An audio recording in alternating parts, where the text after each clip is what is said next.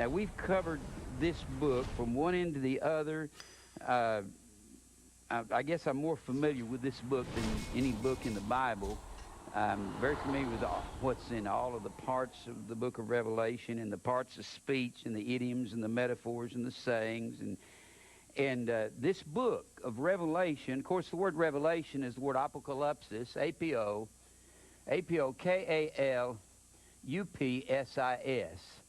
And apocalypsis is a construction. We get the word A-P-O-K-A-L-U-P-T-O. The word apocalypsis is the word revelation, and the word apocalypto is the word revealed. Now, the Bible speaks of Jesus being revealed, and of course, this is a construction. The word apocalypto comes from apo. Sometimes the word apo means complete or total. In this case, it means off with, and it means a removal of the kalupto, K-A-L-U-P-T-O.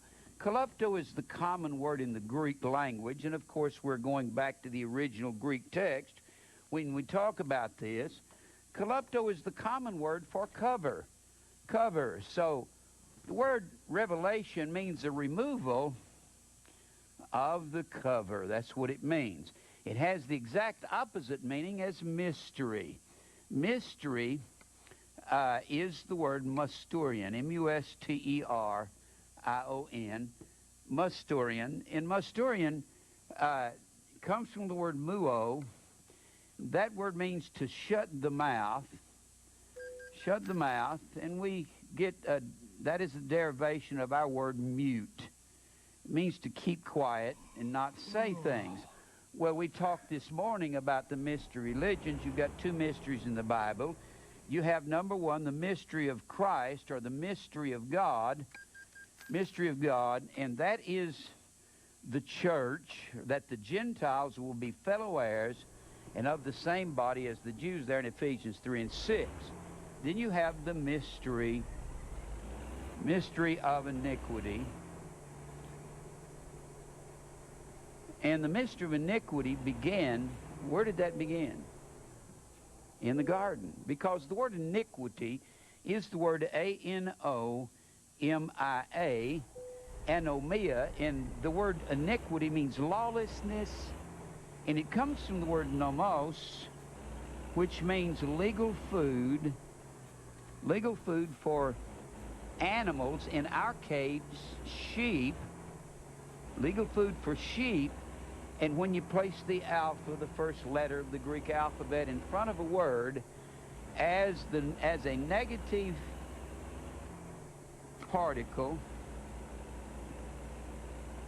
it's called the alpha privative, A-L-P-H-A, P-R-I-V-A-T-I-V-E. And that alpha privative negates a word and gives an opposite meaning. And this, when you place the alpha in front of nomos, legal food, it means no legal food or no law. Nomos is the Greek word law. It means no law or no legal food, and it translates anomia. Well, that started in the garden, where God says, here is your legal food. You can eat of every tree of the garden, but you cannot eat of the tree in the midst of the garden. Don't go beyond the boundary line. That is iniquity. That is unlawful food. Unlawful food. That is iniquity. And God's got a law, and we can eat of that, and that is His commandments. We can eat of all these trees, but do not eat of the one in the midst of the garden. So you have the mystery of iniquity, and Paul said in the 2nd chapter of 2 Thessalonians that the mystery of iniquity, during the time that he wrote the 2 Thessalonians, he said the mystery of iniquity doth already work. That's because it began in the garden, and that the mystery of iniquity is the apostasy.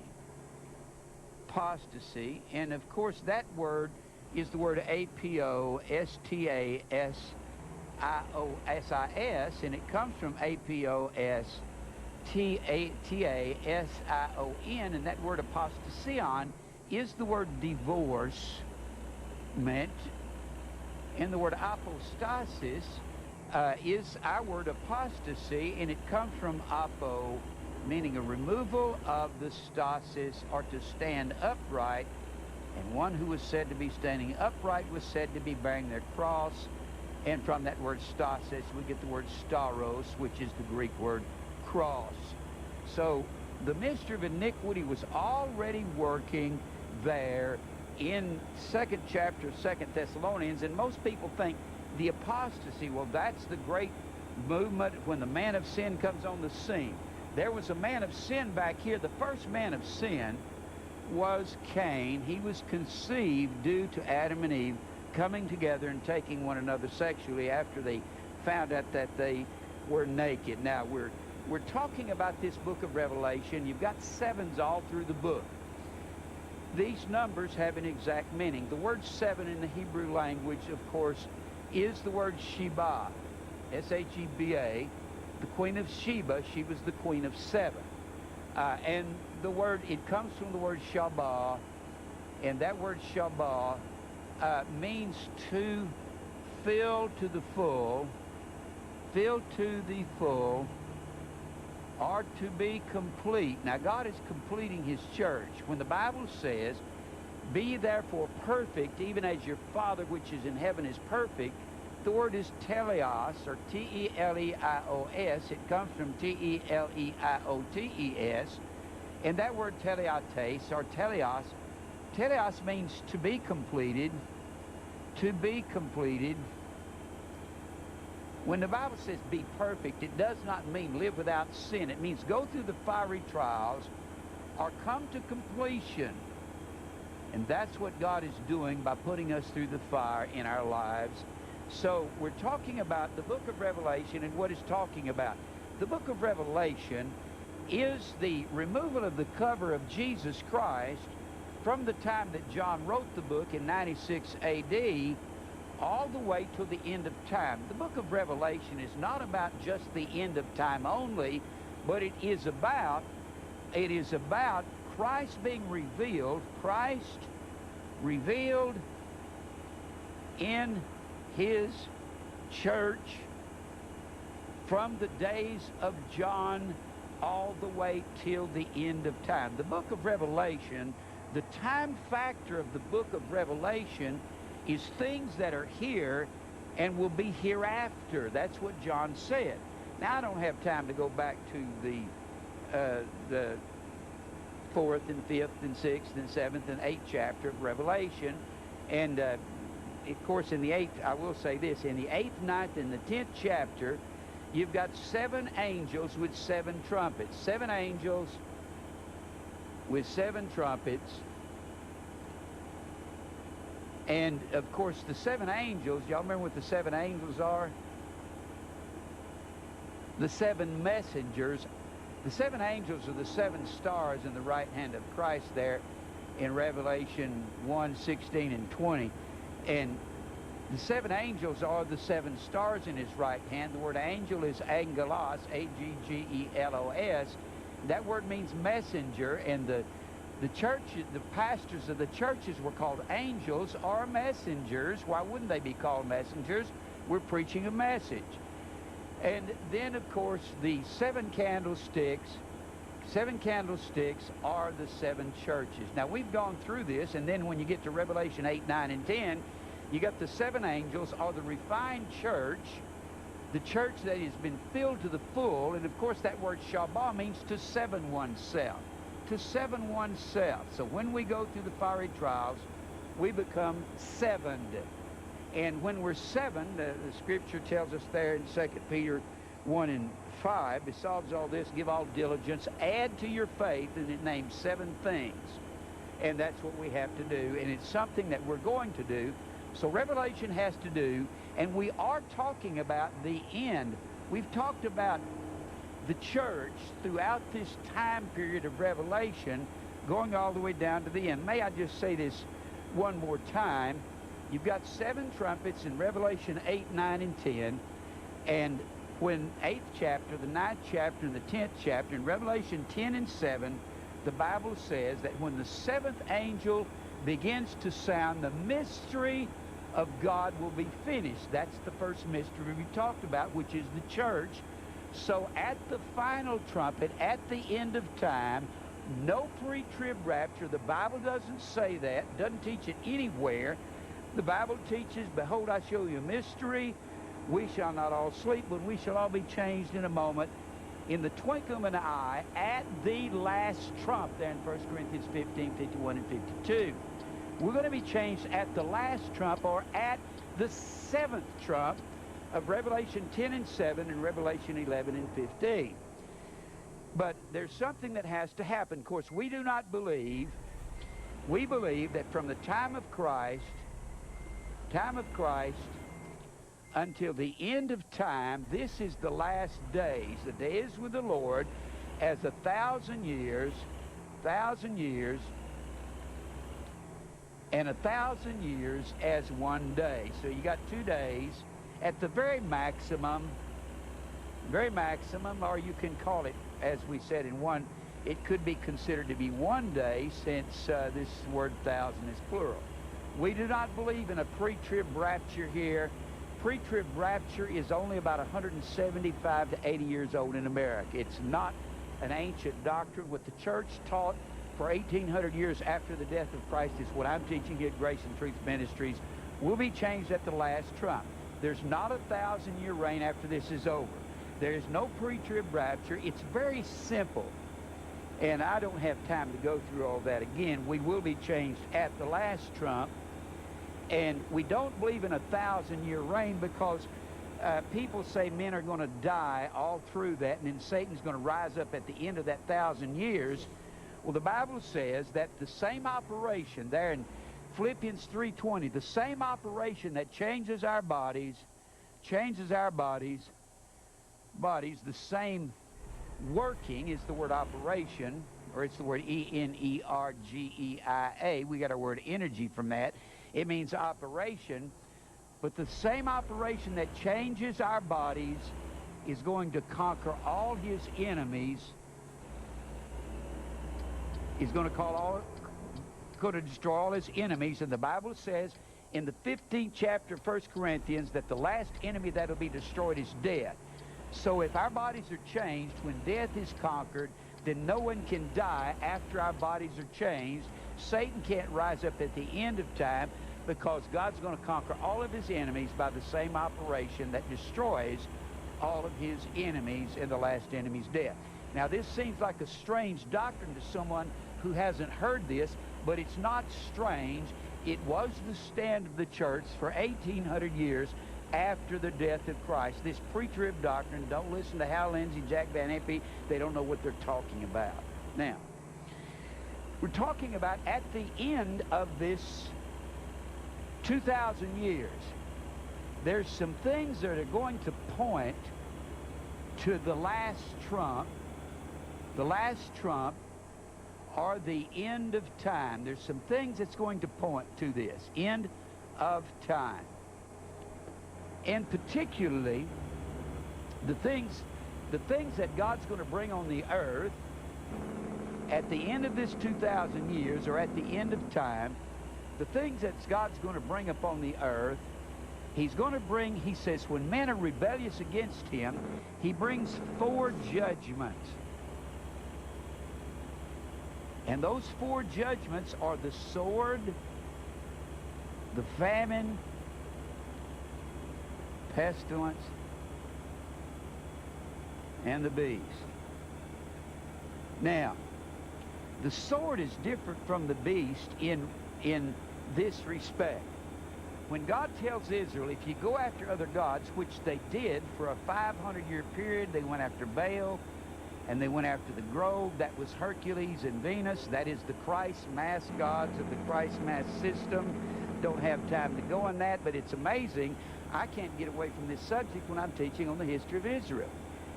The sword was when that God would send around Jerusalem, for instance. Here's Jerusalem.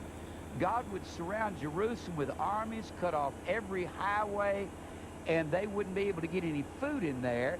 And when they couldn't get food in there, they were being oppressed in a siege by the sword. That was their enemies coming in and cornering them in their city, and they couldn't get out. And not only what the sword would bring, the sword would also bring famine, because they didn't have any food or food supplies. And the Bible said they would begin to eat dove's dung, and that they would begin to eat the head of an ass, which was a very unclean animal, and the head was a part they certainly didn't want. And they got to eating the worst of things. So along with famine, when you get hungry and you look at the TV, along with famine, the systems of your body break down, the immune systems, and your body won't heal itself easily, and you end up with all sorts of pestilence or disease. Now the famine could come by the sword and by God cutting off the supply lines into the city of Jerusalem or into the other cities of Israel when they went after idol gods for all those 500 years. Or he could send famine by bringing no rain, burning up the clouds. When you remember when Elijah was on Mount Carmel and he faced the 450 prophets of Baal, and at the end of the 3.5 years, when Elijah had pronounced no rain and people were dying like flies in the land of Israel. And remember when he was on Mount Carmel, and then he gave the order to kill all those 450 priests of Baal, he looked off in the distance and he told Ahab, he said, "I see a little cloud out there." And for 3.5 years it had not rained in Israel. So when God wanted to bring great famine in Israel, it would be much more than just the sword. God would cause no rain. He would burn the clouds up. And evidently they hadn't seen any clouds, because Elijah said, "I see a small cloud in the distance." And then he said, "I hear the sound of abundance of rain. I hear the thunder clouds are rolling in." Well, that was when Elijah rid Israel of all of their priests of Baal, or Hercules, whatever you want to call him, or Mithra, or many other generic names for him.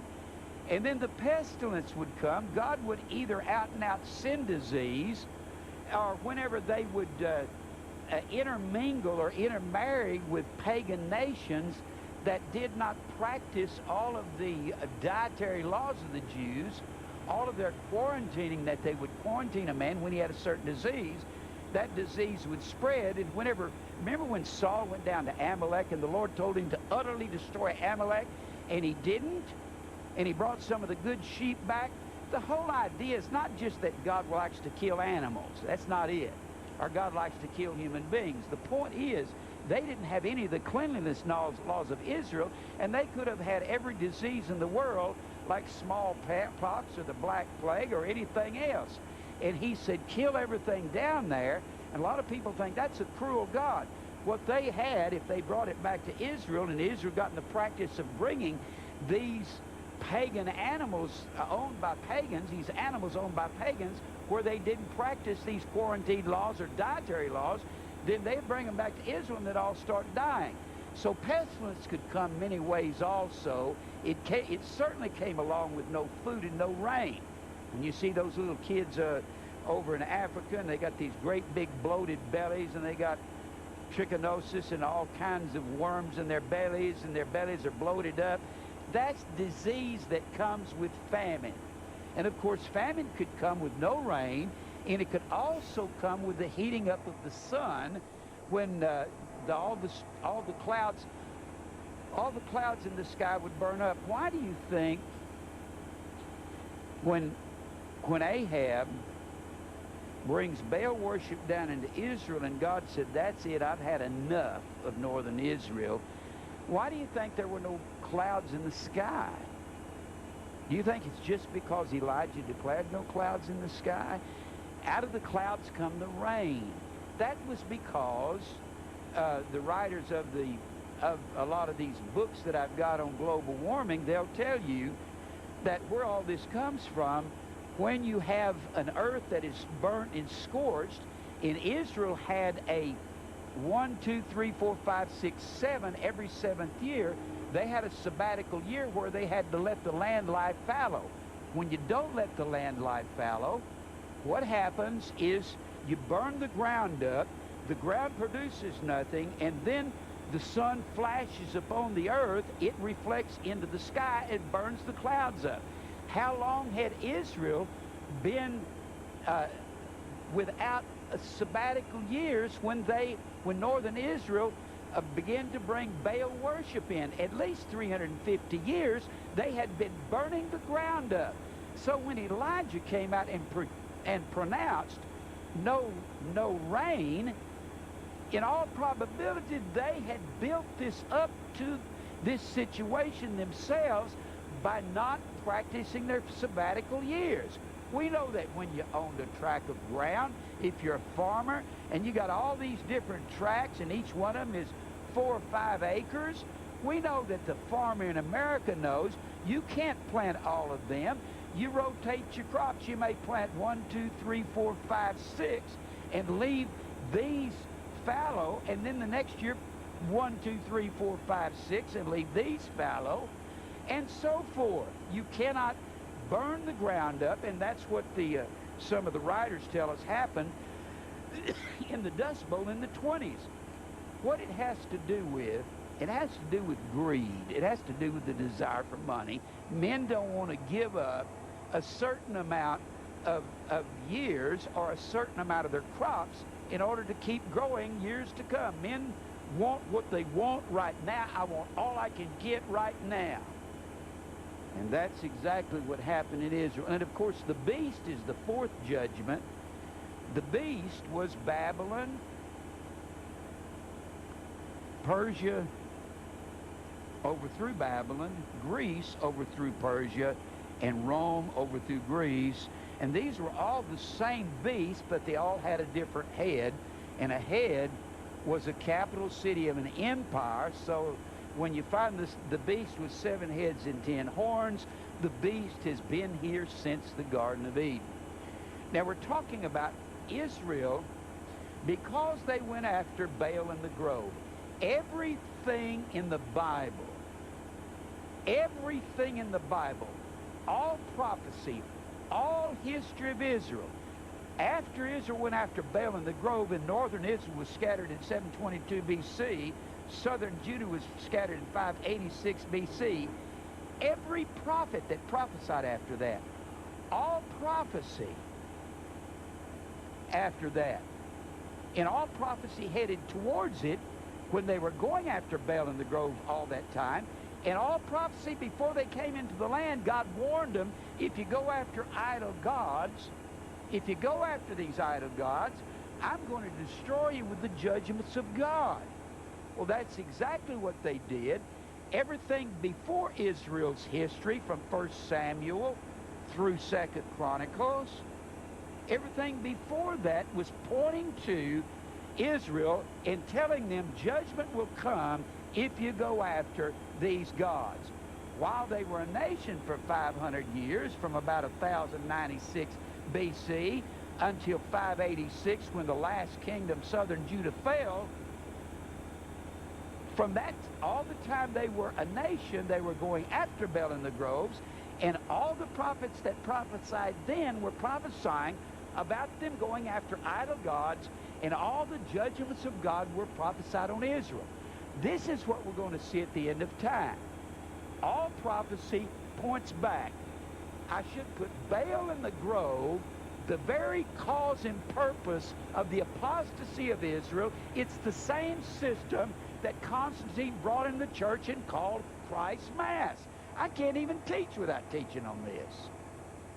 Isn't it amazing? I can't go anywhere in the Bible because Babylon was the mother of all idolatry, and that's the fire worship of Babel is what it is. Hercules or Venus or Aphrodite or whatever you want to call the generic names of these gods. Now, all of these things, these judgments are going to be happening at the end of time. We're going to see evil men and seducers will wax worse and worse as we get to the end of time. Perilous times will come. Men will be lovers of their own selves, covetous, boasters, proud, disobedient to parents, unthankful, unholy. And all these things there in the 3rd chapter of 2 Timothy, we're going to see the sword, the famine, the pestilence, and the beast as we wind down to the end of time. Now, the beast we find in the Scriptures, in Ezekiel, the 38th chapter, and the 39th chapter, we find the beast depicted in the form of an ancient term called Gog. That's what the beast is called in the 38th chapter of Ezekiel. And Gog certainly was the Assyrian-Babylonian system. And we'll go back into that. Now, there's some things that's going to happen, and I believe we're sitting on the verge of eternity. And America's walking around. The preachers are double talking. They're not studying. I have put 48 years into studying the Bible, and I can tell you if a preacher knows anything. Now, the reason most people don't think I have any right to stand up and say these things is because I wear jeans, and because I wear short-sleeve shirts, and I'll dress up in a fancy suit, and I'm not 6'4", and have premature gray hair. I don't know what that has to do with anything. If you look the part, a lot of people accept you. I just don't look like the part and don't look like I must not look like I know very much. Or something, I guess. Mary's signaling to me. Hold on. Gotta wipe my mouth off. Anybody that knew anything wouldn't be wiping their mouth off, would you?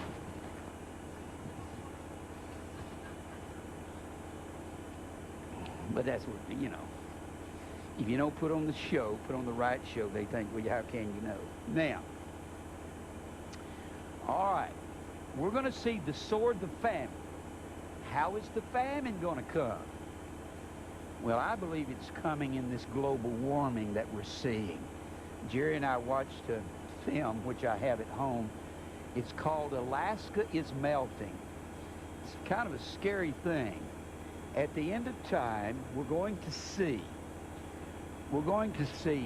I believe that global warming is one thing we're going to see, and that's bringing about famine, and that's bringing about pestilence. It's bringing all kinds of forest fires, floods. Give me some other things it's bringing. Earthquakes in diverse places, or divers, it says divers, but it's D-I-V-E-R-S-E. Actually, it should be diverse or various places, earthquakes, and we got the seas warming up. We have El Nino. All of this is causing. Now, El Nino alone, I've been following El Nino. El Nino means the child, and it was named the child after the Christ child because when it first started showing up, it showed up in December about Christmas time. And what El Nino is, you got the United States here. You got the United States, and then down here, you've got South America, and right off the coast of Argentina, is an area of water that's larger than the United States. And the trade winds don't blow there, and I wonder who is it that determines the trade winds. I wonder who causes them to blow. The trade winds quit blowing, and the waters evaporate into the atmosphere, and they're carried all over the world, causing rains because of lack of rain some other places. And over here in Australia, they're saying they're having droughts, the worst droughts they've ever had. And over here in Africa, they're having droughts, the worst droughts they've ever had. We're having floods in the middle part of the United States, mudslides out here, all kinds of tornadoes and hurricanes coming in here on the Gulf Coast. and killing all these people. All of this is a sign of the end. Luke 21:25, one more time. Let's read that. Luke 21:25. 21:25 says, there shall be signs in the sun and in the moon. Now the sun determines weather patterns. Weather patterns. And the moon and the sun determine the tides due to the magnetic forces that comes from the moon and the sun. The sun only determines 50%, has about a 50% effect as the moon has on the tides. And of course, what brings all the tornadoes are the cyclones, is what they call them down in Australia. They call them monsoons in northern Pacific. They've got, what did I say? Oh, excuse me, you're right. Typhoons, yeah.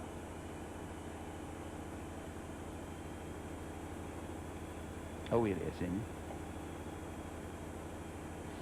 You have all of these different storms all over the world. You've got, and we call them hurricanes.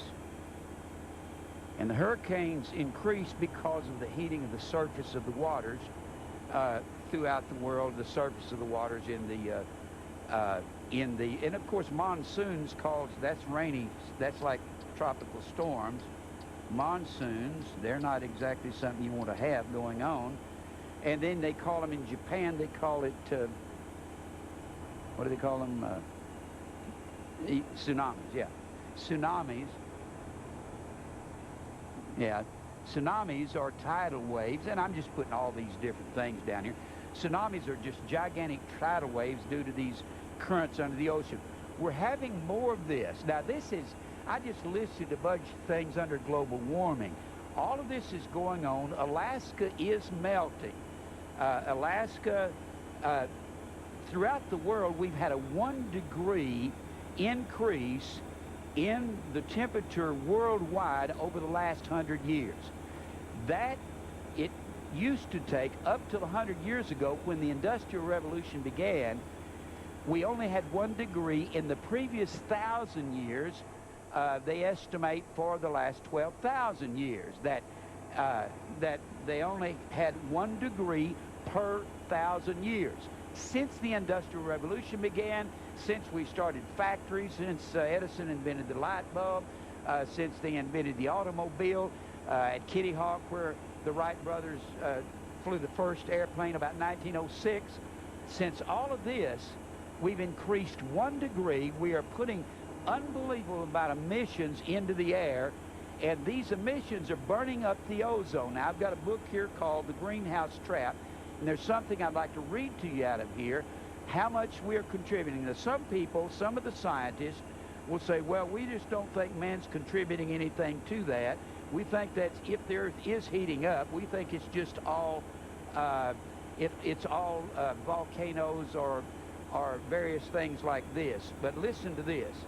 The average number of gallons of fuel consumed by a U.S. car in 1967 per year was 715 gallons. Now, this is a book, The Greenhouse Trap, written by Francesca Lyman, a scientist. Average number of gallons of fuel consumed by each U.S. car in 1987, 515. Number of new trucks and cars bought in the United States in 1967. This book was written in 1990. 1967, number of cars and trucks, 9,900,000. Number of new trucks and cars bought in the United States in 1987, 15 million. Number of new light trucks under 14,000 pounds bought in the United States in 1987, 4,600,000. The number of megawatts of domestic hydroelectric power the United States had the potential to produce in 1984 if dams were built in every physical possible location, 183,000 megawatts of hydroelectric power. Number of megawatts of the hydroelectric power actually produced in the United States in 1985, 88,000. Percentage of oil used in the United States in 1988 that was imported, 38%. Percentage increase in use of electricity by U.S. homes and business, 1973 to 1988, 64. Percentage of energy used in the United States that comes from fossil fuels, 90. Percentage of oil in Western industrialized countries that was consumed by U.S. cars, 13%.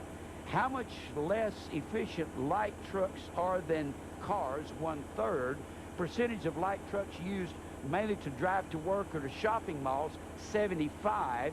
And it goes on and on. Number of gallons of oil dumped into Prince William Sound by an Exxon tanker in 1989, 11 million gallons. And it goes, just continues. I couldn't even begin to read all this to you. Number of times on record, July had been hotter in Washington, D.C. than it was in 1987, 1988. 1988 was hotter than 1987. 1991 was hotter than 1988. 1994 was hotter than 1991. The 6 hottest years in history were up until 1990 were in the 80s. Now the 90s were hotter than the 80s. And since 2000, we've got even hotter still. Everything is falling apart and collapsing in the world when it comes to this global warming thing that's happening. Let me read a couple of things out of this to you. If the world heats up as much as some scientists now fear, the change will alter virtually every facet of contemporary life, playing havoc with farming, forestry, fishing, transportation, water supplies, and energy.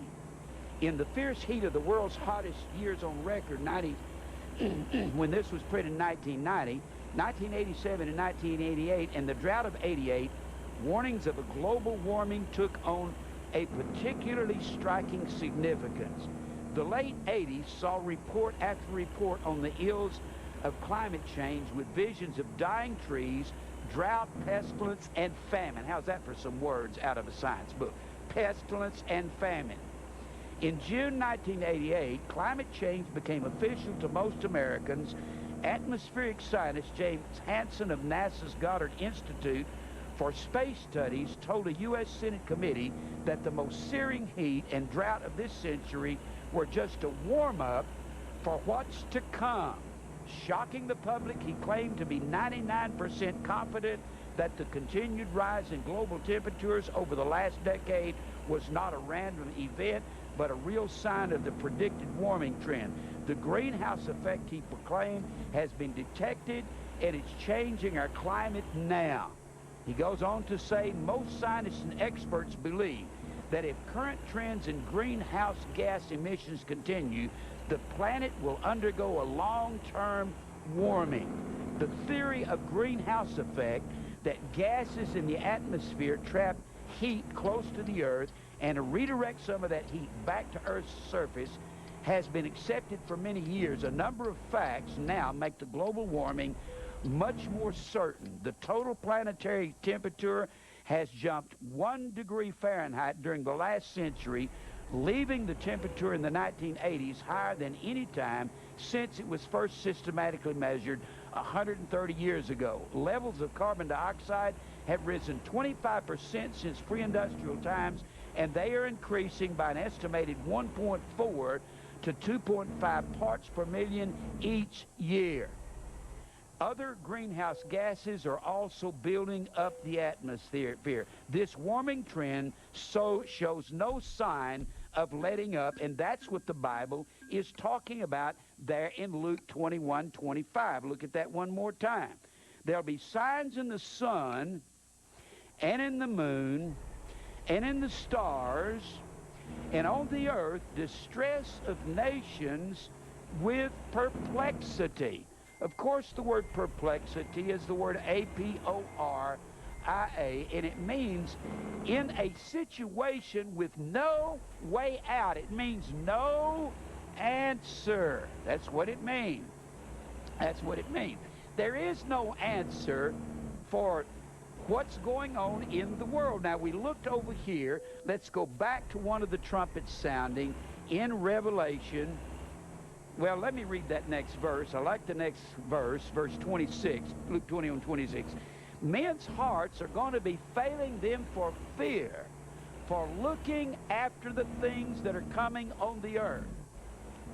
Now, I believe that the earth is heating up. I believe man is contributing to it, and I believe God is doing a lot of it on his own. I certainly believe if Mount St. Helens blows up as it's rumbling right now up in Washington, outside Seattle, we're going to see much more of the atmosphere polluted as these volcanoes begin to erupt. But look back over here in Revelation 8. We see the trumpets sounding, and these are the 7 trumpets. We're going to be changed at the last one, and we see here in verse 7 that the first angel sounded his trumpet, and there followed hail and fire mingled with blood, and they were cast upon the earth, and the third part of the trees were burned up. Now, he's actually talking about a heat upon the earth that's going to happen to such a degree that the trees are going to burn up. We were watching this film in Alaska. Alaska is melting. The degrees that the earth has increased worldwide is 1 degree. But in Alaska, they've increased as much as 6 degrees in certain parts of Alaska. And the Alaska is heating up to such a degree that beetles are beginning to breed in the warmer climates of Alaska, and they are destroying millions of acres of forest in Alaska. This is happening right now, and people don't want to believe this. The trees are being burned up. The trees will be burned up not necessarily just from the fact that the sun will get hot, but as the earth heats up, we find more and more of these certain little bugs and beetles of various types that'll destroy the forest as they begin to breed. And all green grass was burnt up. Now, the Bible speaks of this happening, and then look at Revelation 16. Revelation 16. Now, these are the vials being poured out at the end of time, and we see the 4th angel in verse 8 poured out his vial upon the sun. Not in the sense of going to the sun 93 million miles away and doing something to the sun, but in this sense, showing that the sun is going to determine a heating up of the earth, and power was given unto him to scorch men with fire. And men were scorched with great heat. I think that's the sun heating up in some fashion, and blasphemed the name of God, which hath power over these plagues, and they repented not to give him glory. Let me see if there's something else in here I'd like to read to you.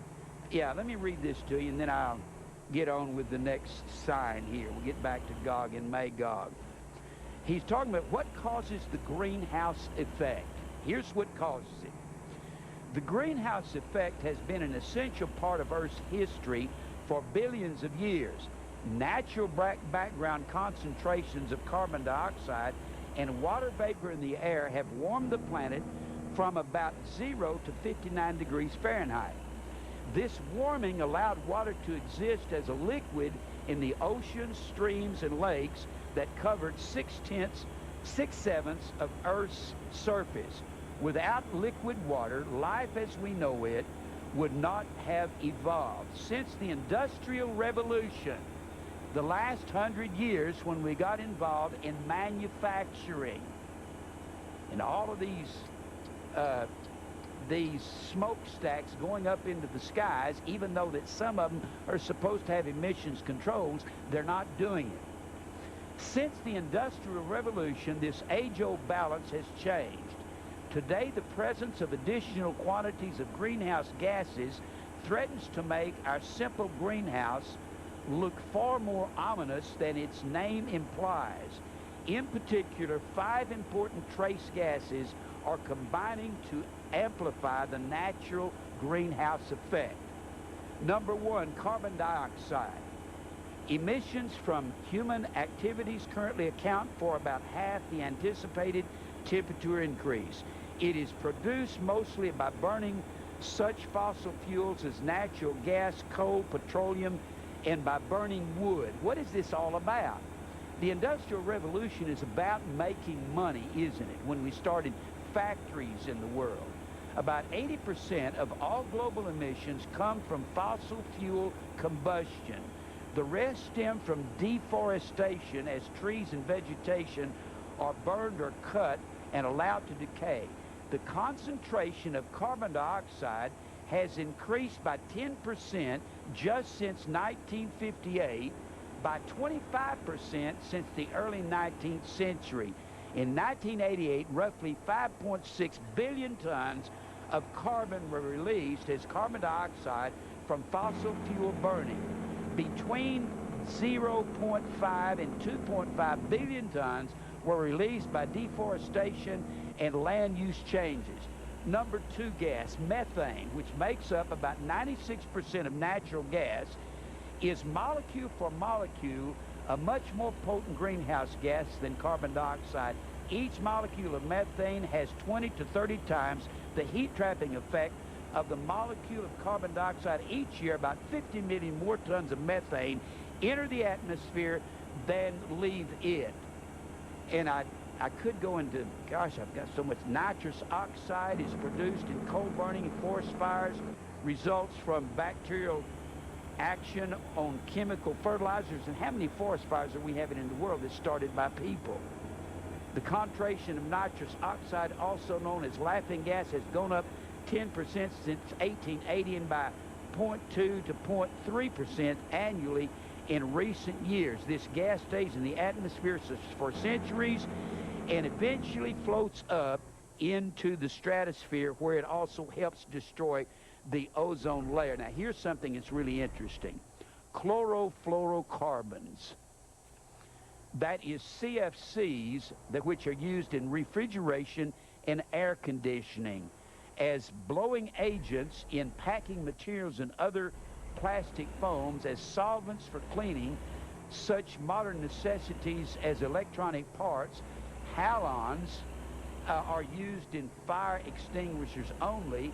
Absent from pre-industrial atmosphere, they have both added tremendously to the warming problem in just the last few decades. CFCs, what they're called, are far more effective than carbon dioxide in trapping Earth's thermal radiation. And listen to this about CFCs. Indeed, one molecule of the most dangerous CFC has about 20,000 times the heat-trapping power of one molecule of carbon dioxide. One molecule of what we use in our air conditioners, use in our refrigeration, one molecule of that has 20,000 times the heat-trapping power of one molecule of carbon dioxide. We have contributed to that. These high-powered greenhouse gases also attack the ozone layer, and each CFC molecule can destroy 10,000 or more. Each CFC molecule, chlorofluorocarbons, can destroy 10,000 or more molecules of ozone. One molecule of CFC can destroy 10,000 molecules of CFC. Concentration of CFCs are now growing by about 5 to 7% annually. The term greenhouse effect was first coined by a scientist named Jean Fourier